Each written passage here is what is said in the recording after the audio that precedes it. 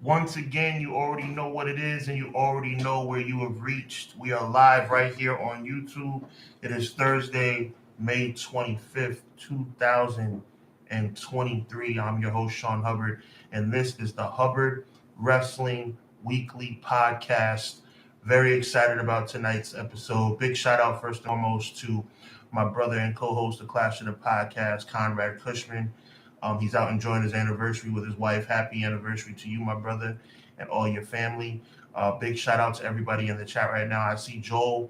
I see Sir Quills. I appreciate you guys, man. We're really early right now, but we're about to get started right away. Make sure you check us out every Monday night, 6:05 Eastern Time on the EPW channel for Clash of the Podcast. But we're going to jump right into this thing, man. Tonight we are talking about what I consider to be the rise and fall one of the most controversial brands in all of professional wrestling. Joe Arkin says, "Yo, Sir Quills in the building. Appreciate you, bro. What's up, Sean? Your boy Sir Quills is here, live and direct to enjoy this episode of Hubbard Wrestling Weekly about NXT's wrestling supremacy and then utter futility. Let's get it, bro. Appreciate it. LeGoat's in the building. Appreciate you, my guy. Yo, we're in the building, man. About to have some fun. Talk about NXT. I'm gonna jump right into it, man, because my opinion of this particular brand is very, very, I don't know, very controversial, man. I'm not really a big fan of what the product is right now in 2023. Have a great deal of disdain disdain for what NXT has become in 2023. And I've been doing my research, and we're going to get into a little bit of the history of NXT, as well as the rise to what I believe was the number one brand in all of WWE. And then what I think is the obvious part, that NXT has just sucked lately. So let's jump right into this thing, man. Back in 2010, we know that NXT was formulated, and it came kind of basically from the baby. It was kind of like the baby of FCW, the WWE's developmental territory. And a lot of the stuff that was talked about on that show is basically the premise of the show was to be kind of like a competition show. If you guys remember, one of the most famous pairings for that show was Daniel Bryan and The Miz. There were a couple others that come to my remembrance. But in 2010, this is when it all got started, and basically started off, like I said, as a competition show to see if someone could earn a WWE contract. That went on for a couple of years. The format changed, and eventually it became what we know as to be NXT. It was a show that showed up on the network at first, back when the network was what it was. And it turned into kind of a cool thing. You know what I'm saying? You had some really good people that came from that particular product. Obviously, you know the Roman Reigns of the world, the Seth Rollins, the Big E Langstons. There were a lot of people in the WWE developmental, which is what NXT was. And like I said, it was kind of like the brainchild and the baby of FCW. And obviously, we want to give a big shout out, most importantly, to the late, great Dusty Rhodes, who was tremendously influential in the rise of NXT in popularity. From that weekly episodic show on the network came NXT TakeOver. We saw amazing matches like Sami Zayn versus Kevin Owens, like Bo Dallas versus Big E, even Jinder Mahal had a great match. Of course, Seth Rollins was the one who carried that match, but those were the shows that really put NXT on the map. You feel me? It was a situation where NXT just became kind of like a household name. Like, have you heard about NXT? It became like WWE's, I guess you could say, house show, or not house show, WWE's independent show. You feel me? It was one of those things where it was like, okay, you know what? This is where you go if you want to see WWE that's not really WWE. Obviously, Triple H was very influential in it. Shawn Michaels was very influential in it, and other people behind the scenes like Booker T, and of course, Vince McMahon. I roll. I'm not really a big fan, but it is what it is. So all I know is this, man. All I know is this, and I want the chat to chime in. When I think about NXT at its greatest, you got to talk about 2000. I don't know, 2015, 2016. We're talking about Undisputed Era. We're talking about Drew McIntyre. We're talking about, I don't know, the list goes on and on. You know, Johnny Gargano, Tommaso Ciampa. Like, it was just like a who's who of independent stars that came over. Sami Zayn, Kevin Owens. These guys were cutting their teeth in NXT. It was starting to become a household name. And then the part that really took it over the top, guys, the part that really took it over the top was when they started debuting the show on USA. When they gave NXT the Wednesday night slot, remember it was on Wednesdays, the Wednesday night slot starting in September of 2019, all I can say is this, bro. There was nothing better in WWE in 2019 than NXT. 2018, 2017, you had Adam Cole showing up on SmackDown, beating Bryan Danielson. You know what I'm saying? It was crazy. You had people like Kevin Owens showing up on Raw and doing the United States Open Challenge against John Cena. People who knew Kevin Owens from the independent circuit or Kevin Steen from the independent circuit were excited. But then people who didn't know who he was were like, who's this guy? NXT introduced all these guys and girls to the mainstream. Back when I actually liked Charlotte. Charlotte was in NXT, cutting her teeth. Becky Lynch, Sasha Banks, Naomi. You know what I'm saying? It was crazy. Quill says, the names that you mentioned was classic NXT when the actual credible wrestlers and actual credible wrestling was valued back then. Exactly, bro. It was a situation that made wrestling relevant again in WWE because for a long time, and I mean for a long time, WWE has been and continues to be complete trash. I'm saying it, bro. I don't care who likes it, who doesn't like it. WWE has been trash for a long time, straight up and down. It's been bad. And I don't know who's in charge. I know there's a discrepancy about whether it's Vince, whether it's Triple H, whether it's Khan. I don't know who's in charge. You know what? Who knows what Khan I'm concerned about? The Khan that says every week that I'm going to watch wrestling on wrestling television, and it turns out to be trash. I am so tired of Raw. I am so tired of SmackDown. But what we had to hold on to in 2018, 2017, going into the pandemic, we had NXT. And I remember there was a point in time, take this journey with me, y'all. I remember there was a point in time when NXT had a segment where you had Aleister Black, and they were trying to figure out who attacked Aleister Black. And William Regal, big ups to William Regal, was trying to figure out who attacked Aleister Black, right? And they went through this whole episode, this whole whodunit episode, and it was amazing. And it turned out to be Johnny Gargano. Now, I wasn't a big fan of Johnny Gargano turning heel, but it was amazing storytelling. It was gritty. It was independent. It was real. It was such an alternative.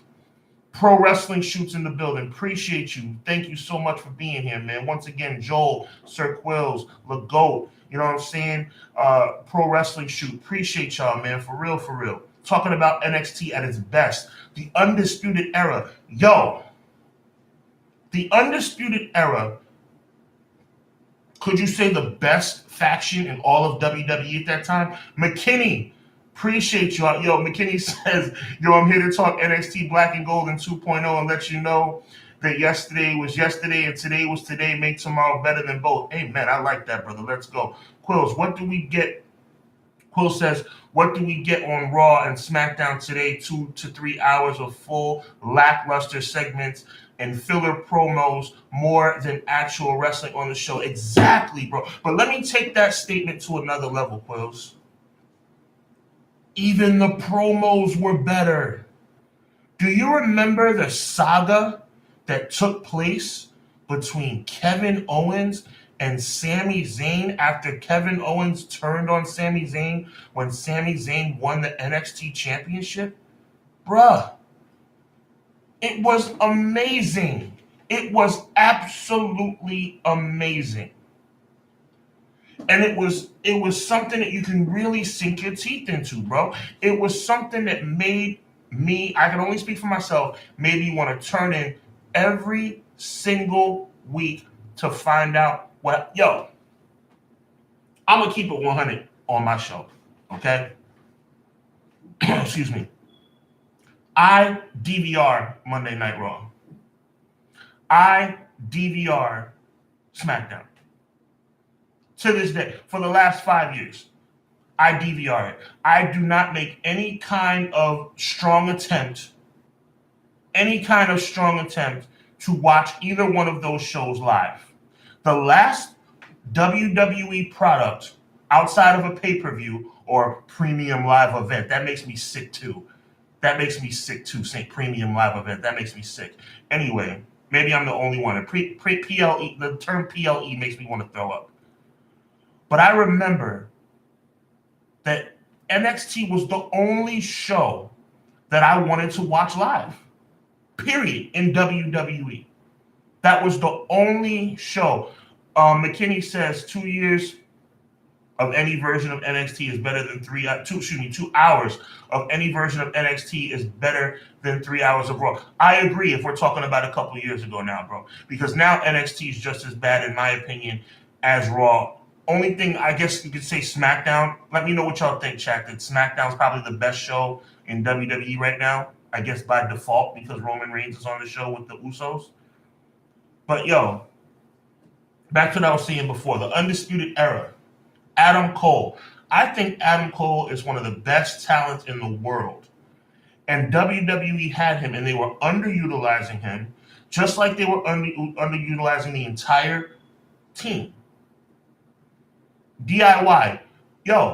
Gargano and Ciampa, one of the greatest tag teams in wrestling, period. One of the best professional wrestling teams in the world. Quill says, I made sure I went to NXT when it came to Buffalo during the black and gold era. It was actually worth going to see live. Yeah, you know what else, Quill, it probably was? It probably had fans that were interested. Let me switch gears a little bit, y'all. I don't want to be a jerk about this, but I'm about to dive in, At the end of the day, do you guys see crowd reactions in WWE in 2023? Do you see crowd reactions? I mean, I'm not talking about Bad Bunny in Puerto Rico reactions. I'm not talking about awesome stuff like that. I'm talking about on a regular Monday night in like Des Moines, Iowa. No disrespect to Iowa. That's just what came to mind. People's music will hit and there will be no response. None.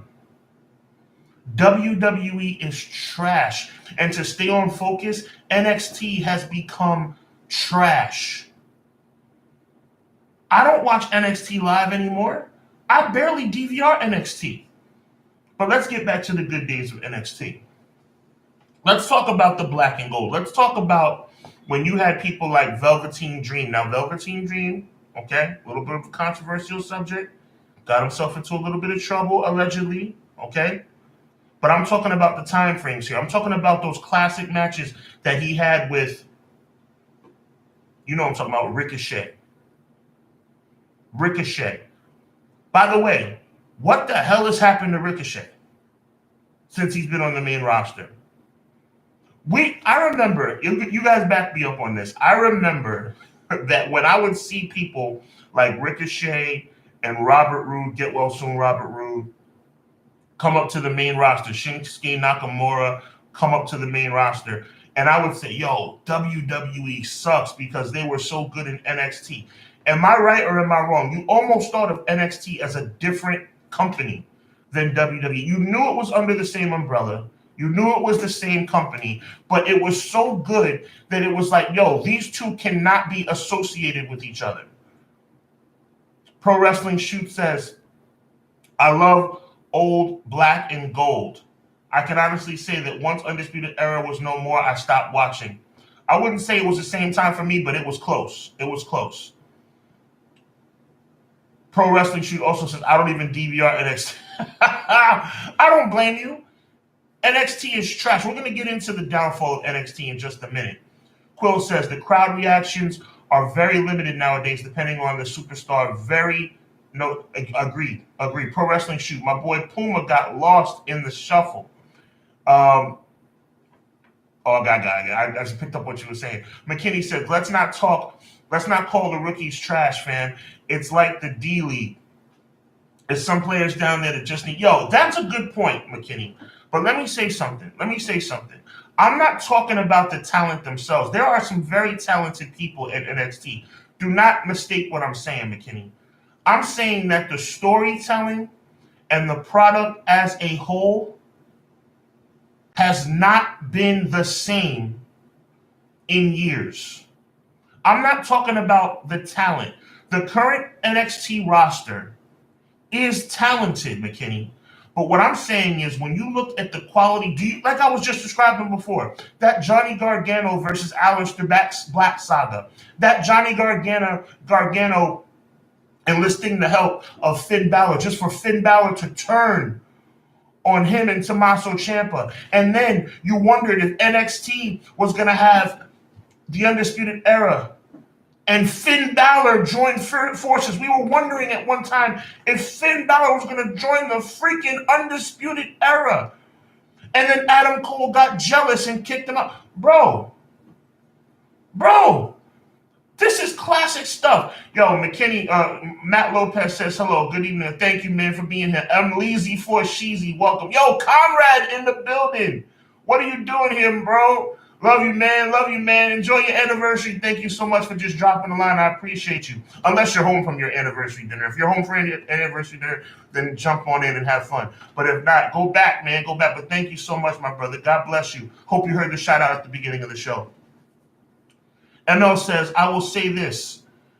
I signed up to the original WWE Network for 3 reasons. The pay-per-view, the backlog, and the original content of NXT. I'm with you. Sir Quill says, when NXT call-ups get the main roster, more than likely they will be watered down, not their usual full talented selves. It's a shame. I agree.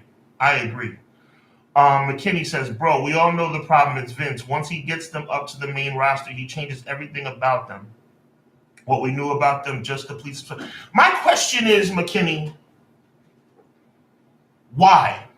Now, I know that we all consider Vince to be a little bit woo-hoo, right? But if something is working, I mean, maybe I'm crazy here.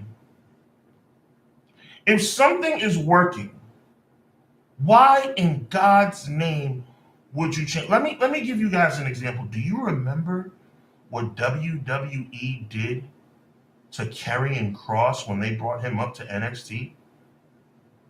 Do you remember that ridiculous costume he wore? And for some reason, Scarlett wasn't with him, and he lost like 2 straight matches to Jeff Hardy. All due respect and much love to the legend Jeff Hardy. But in your first debut match on Raw, you lose to Jeff Hardy. This is not about the talent in NXT, McKinney. I'll keep calling McKinney's name. McKinney challenges me. I appreciate that. WWE sucks as a whole because of storytelling. But back to my original point.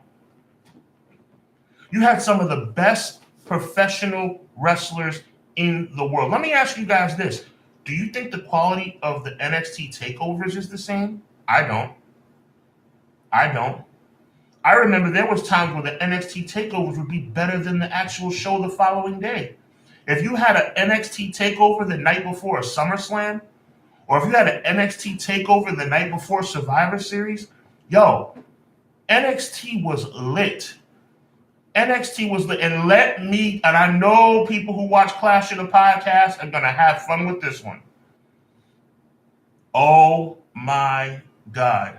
I know, oh my goodness. Oh yeah, we got to talk about McKinney wishing Conrad a happy anniversary. Legault wishing Conrad a happy anniversary. Conrad himself says, thank you. I was heading to the car and had to show love. Sean is a big reason for us. Oh, come on, man.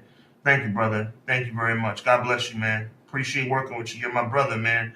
I know also wishing Conrad a happy anniversary. McKinney says, because he didn't create it himself, if you get over before he has any say, comments are going up. If you go before he has any say, I'm losing my line right here. Okay, because he didn't create it himself, if you get over before he has any say, if the character changes something you said with Cross, right? Exactly, that was terrible.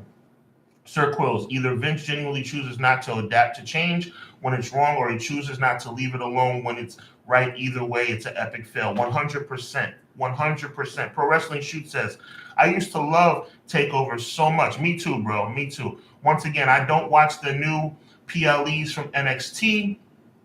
Do you think that the system has changed since they stopped taking? I think so. I think the independent stars that we recognize, like I said, I mentioned Kevin Steen, aka Kevin Owens. I think that we were in a situation where we recognized people. We knew Adam Cole. We knew who they were. We knew who, Bobby Fish was. We knew who Kyle O'Reilly was. So it was like, okay, we got excited about that prospect of seeing these people on this show. It's one of those things where it's like you had some familiarity with a new twist. And that's what I enjoyed so much. It was one of those things where it's like, okay, we know that this is Kevin Steen from ROH. We know that this is Seth Rollins from ROH. But what are they going to do with him in WWE? And it's like NXT was WWE's like, what I thought. I was wrong, obviously. But I thought that NXT was like WWE's homage to the independent circuit. But it clearly isn't. Sir Quill's also wishing happy anniversary to Conrad. Legoat says, I love y'all's channels. We appreciate you, man. Appreciate the love. Pro Wrestling Shoot says, I know they now take indies again, but I feel like Sean's run is nowhere near the level. Oh, my goodness. Triple H. I have so much love for Shawn Michaels. It's hard for me to agree with that. I'm trying to think, like, is this Shawn Michaels doing? I couldn't possibly be, because Shawn Michaels was still kind of like helping to run the show before he really got a bigger role. It could be HBK's fault. I just find it so difficult to give HBK any hard time because I love him so much. You know what I mean? But I get where you're coming from. ML says NXT was so damn good. We thought the product was better than the main roster. Yes, we definitely did. Legoat says, well, it's better than 2.0. Don't get me started on 2.0. What in God's name were they thinking? NXT 2.0 was hot garbage. Hot garbage. Now, some people might say that this was kind of like a Hail Mary attempt to kind of regain some momentum after the pandemic. Bruh. I could have written a better show than NXT 2.0. The color scheme, the storylines, it's garbage. It's garbage, and it turned so many people off. The numbers for NXT went way down. So by the time AEW came around and they went head-to-head on Wednesday nights, it was a no contest. It was an absolute no contest. Let me touch base on something. Let me read a couple more comments, and I'm going to touch base on something that all of the Clash of the Podcast listeners are going to really remember and have fun with. I'm sure I'm going to get a lot of LOLs for this one. But let me do some comments real quick. Pro Wrestling Shoot says, isn't he fully running it with Road Dogg now? I could be wrong. You're probably right. That's what I'm just saying. I think I'm probably just having difficulty talking bad about HBK because I love him so much. But you're probably right. Sir Quill says, back in the day, the NXT takeovers were much better than the pay-per-views. On the main roster, we were looking forward to the takeover shows 100%. Battleground is this Sunday. Is anybody talking about Battleground? Don't worry, I'll wait. Nobody's talking about Battleground. Only good thing on NXT right now to me is Carmelo Hayes. And I'm sure there's more. I'm sure there's more. No disrespect, but that's who I watch NXT for if I watch. McKinney says the entire Black and Gold were indie wrestlers who we knew, needed, and deserved the WWE chance. Now it's straight developmental system to create wrestlers from the scratch. It's fun to watch them grow. McKinney, you must be an advocate of NXT, and I respect that. But you still have to put these kids in a position to succeed, and that's what I feel where WWE is failing right now. Sir Quill says, that's the point, Sean. They weren't thinking. I agree with you 100%. McKinney says, Triple H had the heart issue, and Vince got his hands on it and forked it up. I thank you for not using cuss words. Appreciate that, bro. And Vince is just a freaking train wreck. ML, NXT 2.0 was dead when they had Breaker beat LA Knight when he was wrestling the main event for NXT title that same episode. And also they were going back and forth, if I'm not mistaken. Correct me if I'm wrong, for the I think LA Knight was trying to fight for the $1 million title with Cameron Grimes. 6 says Battleground. What's that? I have no idea. I think there's some kind of pay-per-view going on Sunday night, but all I know is I'll be watching Double or Nothing. Sir Quill says, no, Sunday we're talking about AEW. Exactly. Took the words right out of my mouth. Lagoat says, they battle on Mondays because I'm watching on Double and Amen. Yo, for all the fans and the supporters of Clash of the Podcast, y'all are going to remember this subject matter, okay? I'm about to dig into this real bad. What in the name of all that is holy and righteous is going on with Raquel Rodriguez or Raquel Gonzalez or whatever her name is? Oh my God. I have never in my life seen someone go from such an unstoppable force to a smiling, giggling loser. Raquel Gonzalez Rodriguez makes me sick. Every single week, she's kissing babies and high-fiving fans and smiling ear to ear every single week. It's disgusting, bro. I cannot understand why they have done this to this woman. Do you remember when she was in NXT? Do you remember how much of an unstoppable force she was? She never smiled in NXT. Big Mama Cool, that's right, Legault. Big Mama Cool, she was unbelievable. I would have thought she could have came up to the main roster and challenged anyone. Ronda Rousey, Charlotte Flair, Sasha Banks, Naomi, anybody. Becky Lynch. Raquel is trash now. And because she sits up here and smiles like a sniveling idiot. I mean, she smiles like she has a condition. Have you ever watched her? Like, it's not a regular smile, like normal smile, like, smile. She smiles like it's like the biggest Kool-Aid smile I've ever seen. Like, it's like she's so happy all the freaking time. I don't understand it. It's disgusting. They turn her into this massive baby face for all the wrong reasons. 6 says Raquel was a monster at NXT. She's a shell of what she once was. That's saying the least, man. That's 100% right. Sir Quill says Io Shirai and Rhea Ripley remember how much of a badass Raquel was. 100%. 100%. 6 says, let you know WWE waters down their wrestlers' talent. But why? Help me understand why, bro. I'm still not understanding. McKinney says when she finally turns heel, you're going to pop out of your skin, Sean, because you despise this. I despise it with every fiber of my by God being, McKinney. Oh my God, it's disgusting how much they've ruined her. I mean, it's like she turned into a powder puff. She is a complete goofy idiot. I look at, speaking of badasses, I look at Liv Morgan is more of a badass than Raquel Rodriguez.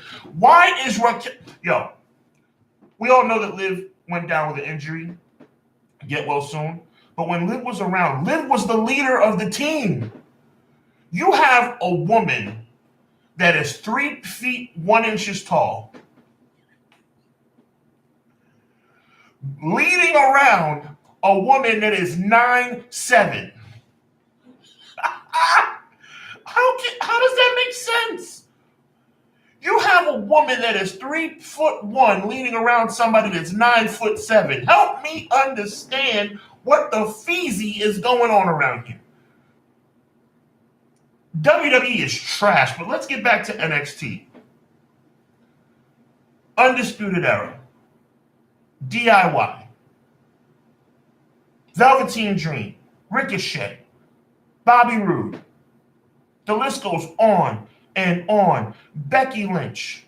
Sasha Banks. Naomi. Charlotte Flair. Bayley. I mean, NXT was lit, bro. Was lit. And that leads us to today. Or maybe a little bit before. So let's go to NXT 2.0. One of the worst television shows I've ever seen. One of the worst television shows I have ever seen.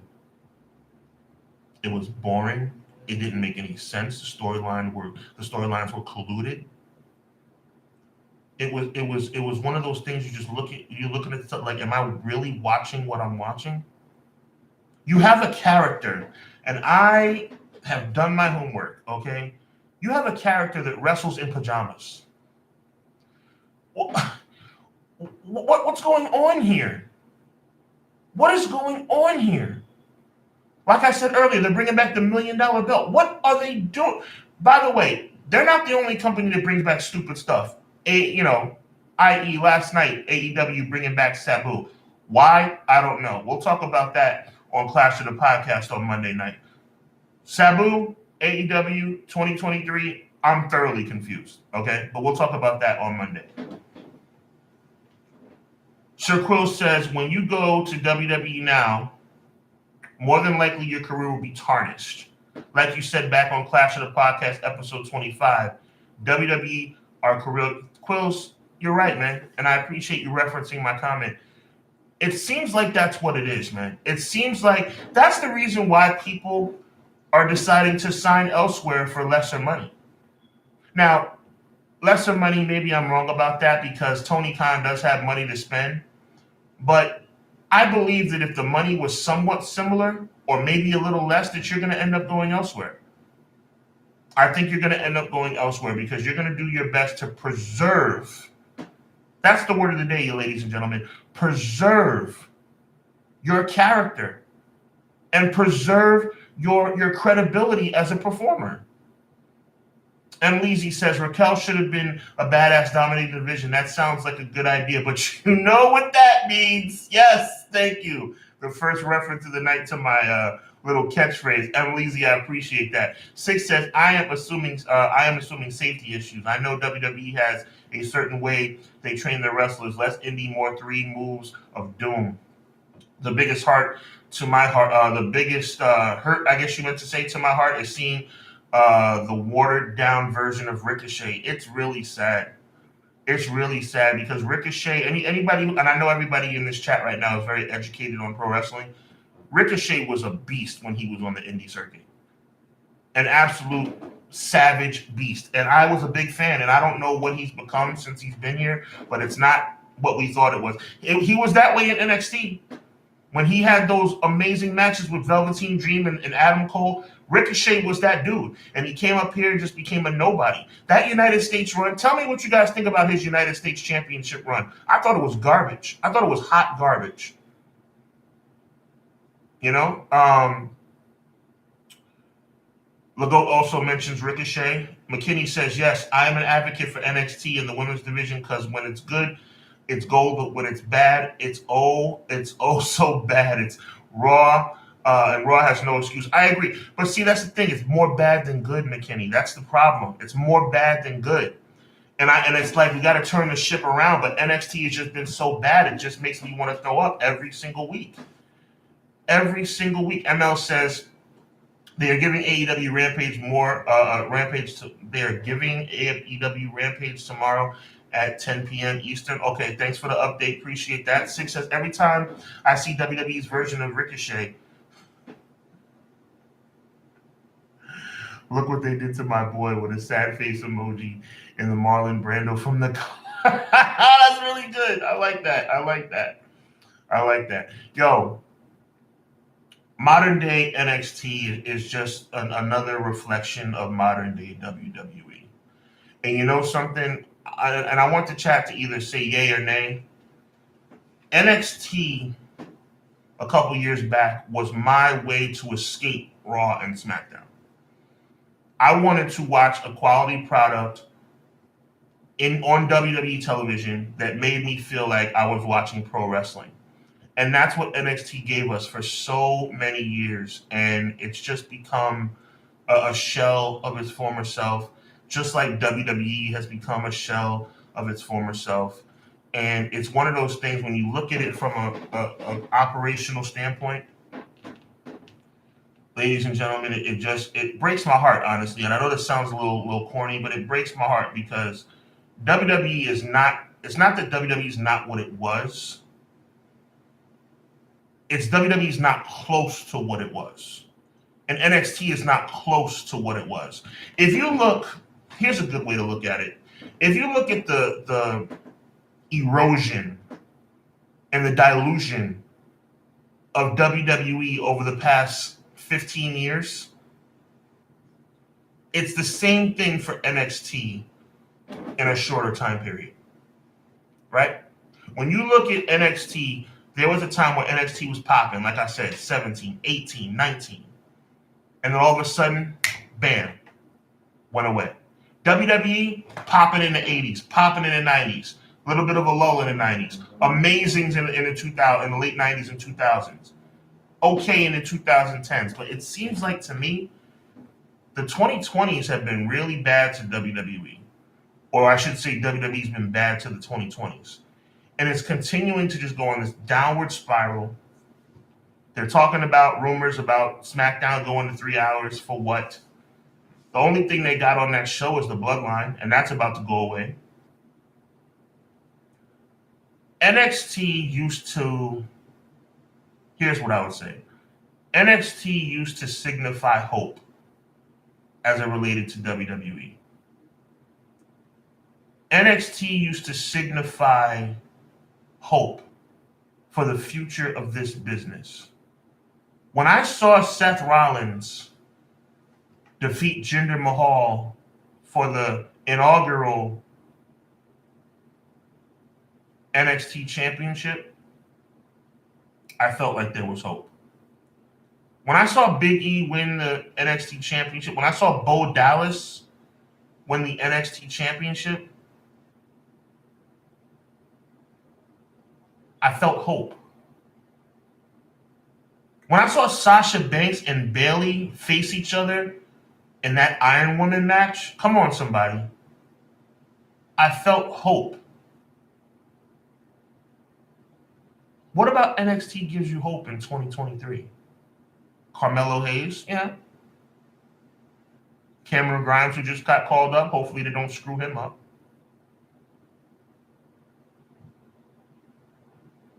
You know, Cora Jade, maybe. NXT used to signify hope in World Wrestling Entertainment.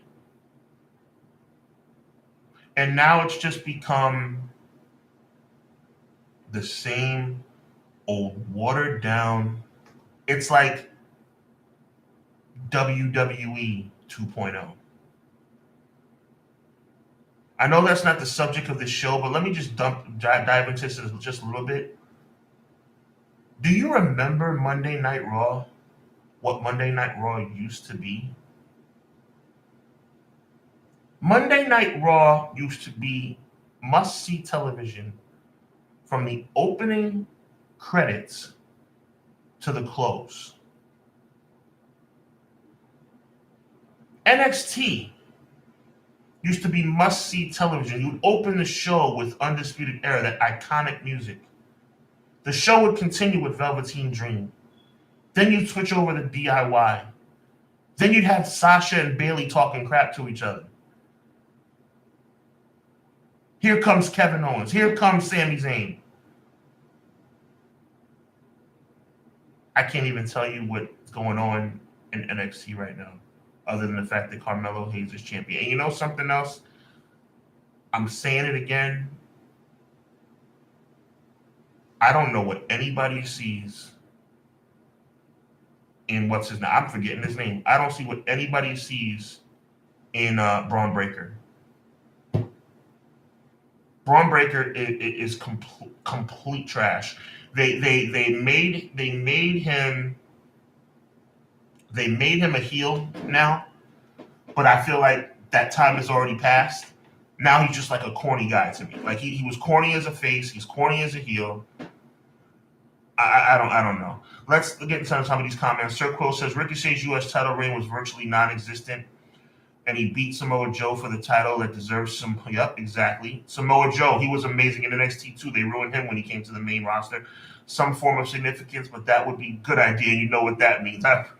Quills, I appreciate you, brother.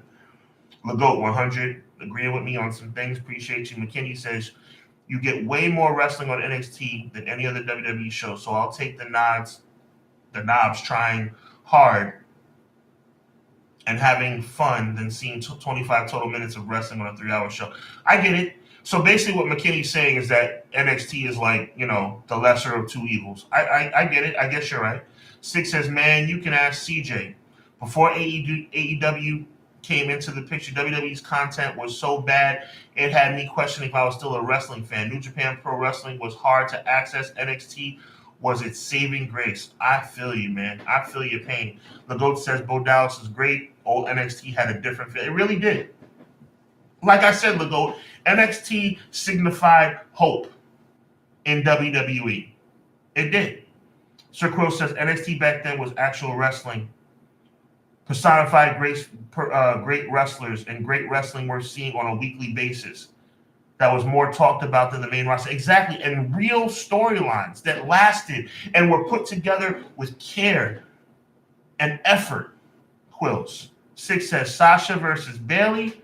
Iron Man. Dude, two greatest spots in the last 10 years of WWE happened in that match. Sasha flipping off the rope onto Bayley, and on the outside, and Bayley with that poison Rana off the top rope, like Hurricane Rana, whatever, Poison Rana. Yes, that Iron Woman match is one of the greatest matches of all time in WWE history, period. And Velveteen Dream, oh man, dude had so much potential. Hurts to think about what he could have. True. Now, he kind of shot himself in the foot, so you can't really feel sorry for him, but at the end of allegedly shot himself in the foot. But at the end of the day, you know what I'm saying, we have the memories. He was fun while it lasted, man. He was a good, entertaining guy while it lasted. McKinney says, if you can watch TNA at the version of itself, knowing where it came from with AJ, Beer Money, you can watch this version of NXT. I don't know, man. I don't know. Beer Money and AJ Styles were amazing. You know what I'm saying? I don't know if that's on the same level, but I respect your opinion. M. Leezy for Sheezy. When Finn Balor and Kenta debuted, that was nice and underrated match with the Ascension. The Ascension, I just don't think. What do you think about the Ascension? I just think the Ascension didn't translate to the main roster. I think that's why that didn't work. That's one of the ones I can't blame on management. I just think they didn't cross over well. Legault says Sean and Chat, best NXT special. Woo! I gotta go. Is that New Orleans? Legault? I gotta go with that's tough. My goodness. You know what? I'm gonna cheat. I'm gonna go back into the history of the takeovers right now. I'm gonna look it up because I'm not gonna even answer you guys the wrong way. I'm gonna look it up because I think that there are some amazing takeovers that have taken place. I'm just remembering all of them at the top of my head. I mean, you always remember Brooklyn, you always remember New Orleans, you always remember, the Orlando shows, which most of them took place. I'm looking down. Let's go down the parameters of the NXT takeovers. Okay. The very first takeover in 2014 was Neville versus Kidd for the NXT Championship. You move further down. Brooklyn was Finn Balor versus Kevin Owens in a ladder match. That was pretty good in August of 2015. That brings back some good memories. Orlando Amway Center back in 2017. Shinsuke versus Bobby Roode for the NXT Championship. Woo! Classic. Philly in 2018. Oh, man. Gargano versus Andrade. That was amazing, too. Man, oh, man. There's so many. War Games from 2018. Pete Dunne, Ricochet, and the War Raiders versus... And what has happened to the War Raiders? My God. And the War Raiders versus the Undisputed Era. NXT in Brooklyn, New York. April of 19, before WrestleMania. That was... I think that was 35. You had Gargano versus Adam Cole, 2 out of 3 falls, which was amazing. Further down, War Games again. Ciampa, Keith Lee, Dominic Dijakovic, and Kevin Owens versus the Undisputed Era again. Very cool how the Undisputed Era lasted so long. They're still kind of together, but not really. There was some, you know what I'll say? I'll go with... To me, I have to go with Gargano versus Ciampa, New Orleans, 2018, unsanctioned. That's what I'll go with. I'll go with New Orleans TakeOver 2018, Gargano, Ciampa, unsanctioned WrestleMania weekend. That's what I'll go with. All right, a couple more comments here. Matt Lopez says, Six says, and Robert Roode had that theme as my ringtone. Glorious. Amazing. Ruined him when he came to the main roster. ML says, the Ascension was great in a small crowd of NXT, but didn't translate well, but making them I agree, bootleg LOD, bootleg Demolition, you know what I'm saying? The list goes on and on. They were trash when they got to them, but I don't think it was anybody's fault. It just didn't work. Quill says, Sean, I got a question for you, bro. Do you remember when NXT actually beat both Raw and SmackDown in that year with us? Yes, I do! In the Triple Threat Survivor Series match, I was so happy. I was like, this is going to change everything. NXT's about to be on the map. This is going to happen every year. The next year, they were back to the regular, stupid, non-consequential Survivor Series matches. And by the way, don't be fooled, ladies and gentlemen, by the fact that Survivor Series now has War Games. The matches are still non-consequential. We need to have serious matches with serious storylines. I know the Bloodline was a storyline. Don't jump on me. Yes, the Bloodline was a storyline. But I'm talking about title matches and other matches during the card that make sense during Survivor Series. Let's make Survivor Series what it used to be. Because Survivor Series is not what it used to be at all. War Games was a step in the right direction, but not as big of a step as we should be taking. McKinney.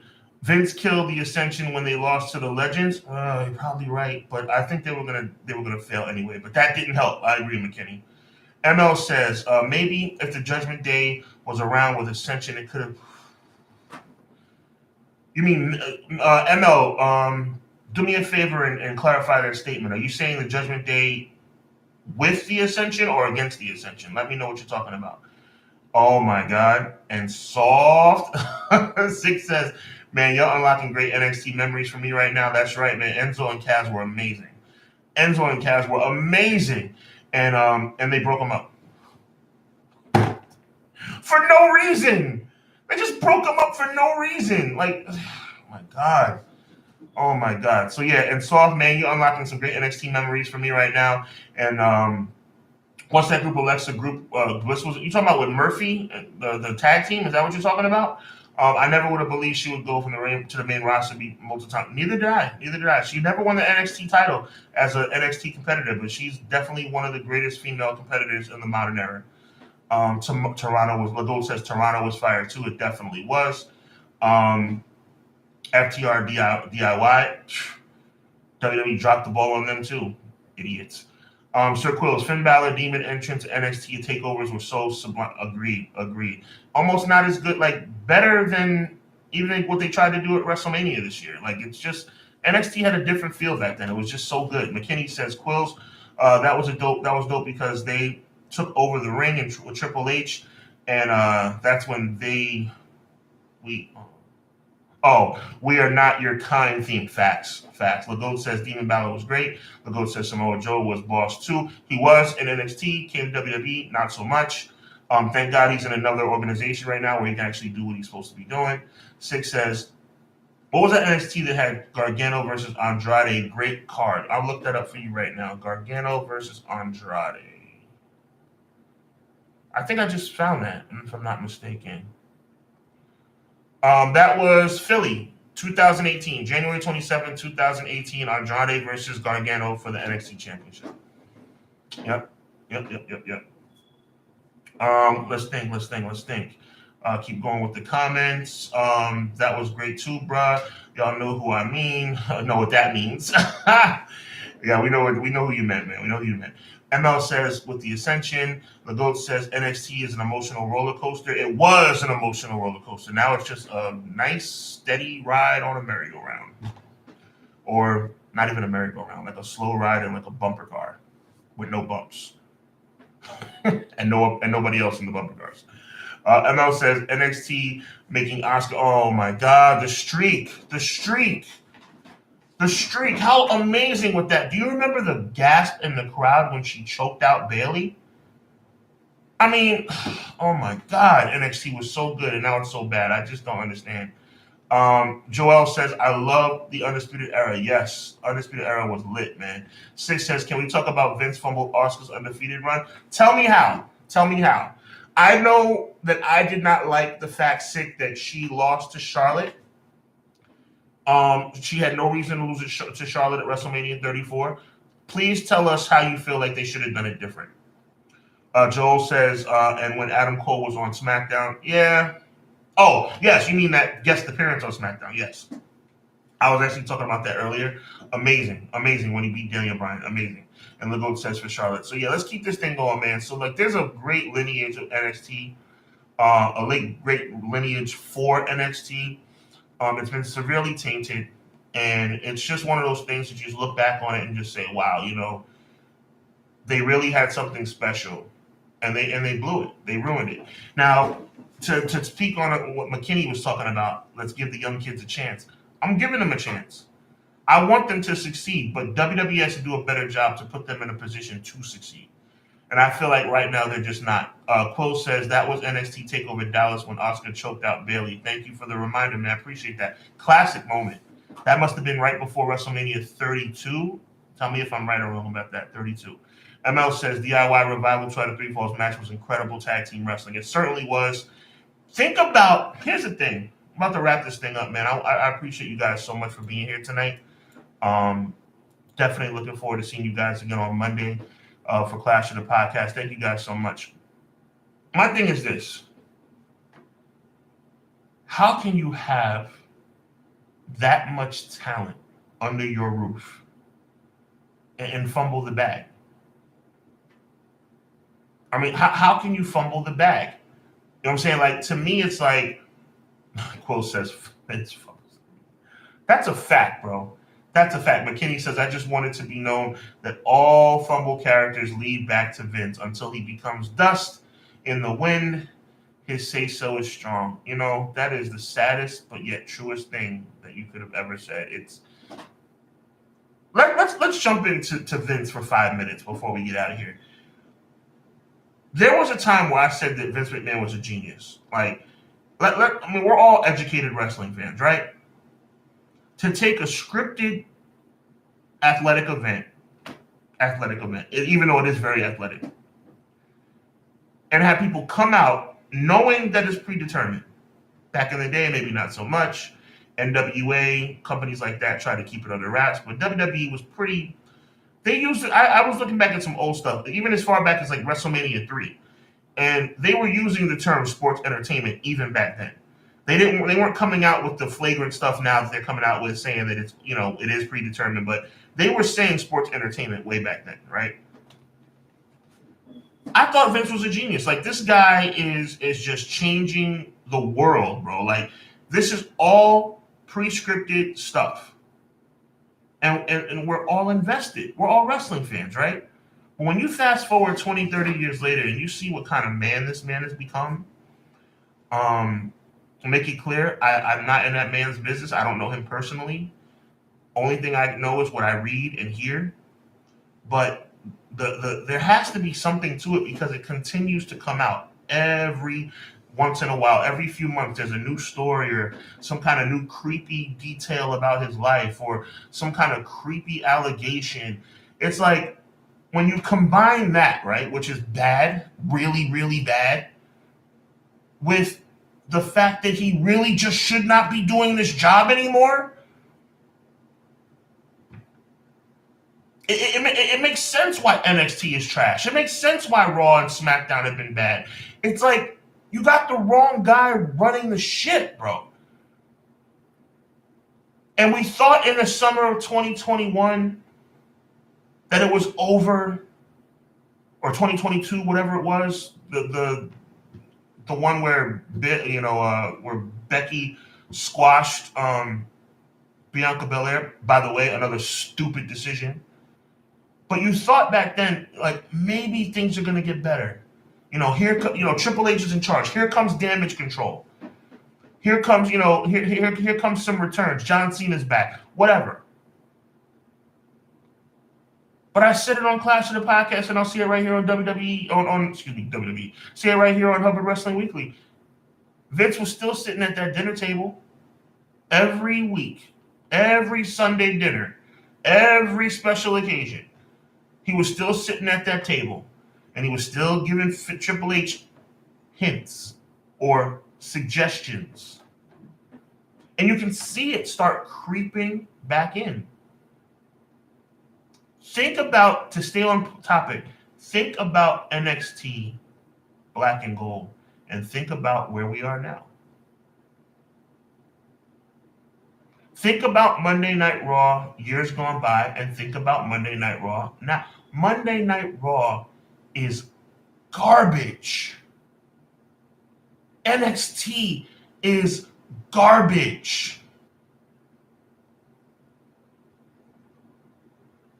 SmackDown, okay, because you just happen to have probably a top 3 wrestler in the world right now on that brand with a top storyline on that brand.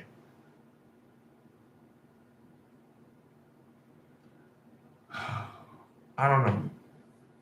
Six says it wasn't that she lost to Charlotte, it was how she lost to Charlotte. That makes me feel some type of way. That obviously anybody who saw it, that Charlotte tapped out Asuka at WrestleMania 34.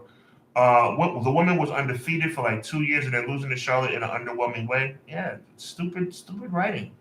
That same night, John Cena's in the crowd calling out The Undertaker for months, and Undertaker doesn't accept the challenge until the night of the pay-per-view, and then they have a squash match. It's freaking ridiculous, man.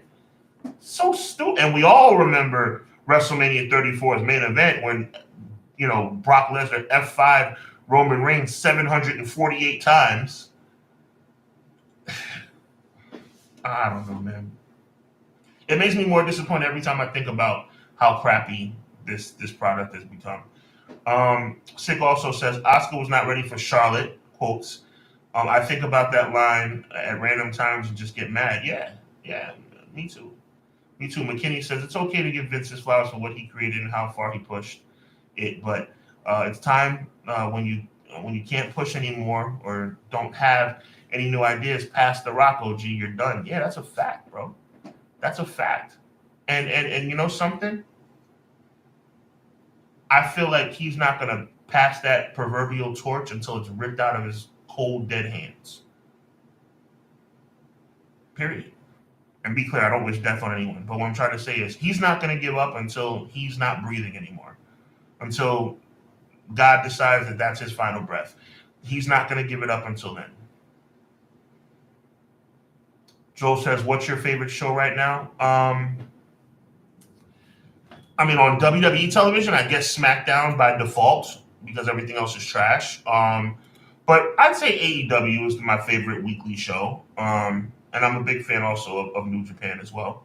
Yeah, so I would say that. I would say, and WWE, or the WWE umbrella, I have to go with SmackDown just by default. Yeah.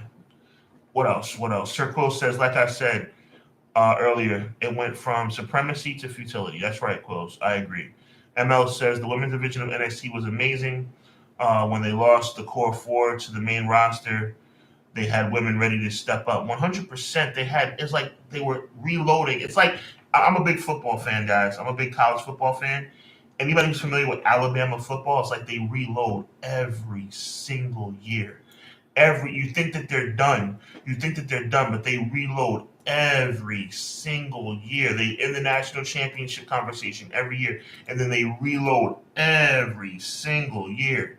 It's like, bruh, it's like that's what NXT used to be. And it's like now it's like, bruh, it's complete garbage now, bro. It's like who do you see on the women's roster right now stepping up to the main roster to challenge for a championship? You tell me. Don't worry, I'll wait. Who on the NXT roster is legitimately somebody that can step up and challenge Bianca Belair or Rhea Ripley? Don't worry, I'll wait. Nobody. Sir Quill says, I'll do you one better. I'll go back what I said before. Plain buffoonery. I like that. Lego's laughing with me. Before we get out of here, y'all, we want to talk a little bit about Under Siege. Me and my brother Conrad talked about this a little bit on the show last Monday. I just want to give you guys a little bit more of a preview before we get out of here. Make sure you check out Under Siege on Fight TV pay-per-view tomorrow night. By the way, what a wonderful weekend of wrestling. One of the, so many pay-per-views, one of which is Battleground by NXT Eon. But yeah, a lot of great wrestling on TV this weekend. And it starts tomorrow night with Under Siege, presented by Impact Wrestling, live on Fight TV pay-per-view. You have Joe Hendry opening up the show against Dirty Dango. That's on the pre-show, Steve Macklin versus PCO for the Impact World Championship. Big shout out to PCO, a.k.a. Pierre of the Quebecers.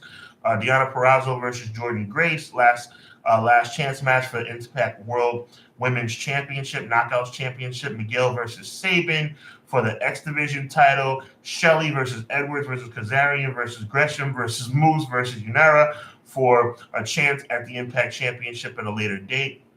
Rich Swann versus Sami Callihan, to be determined, versus Design.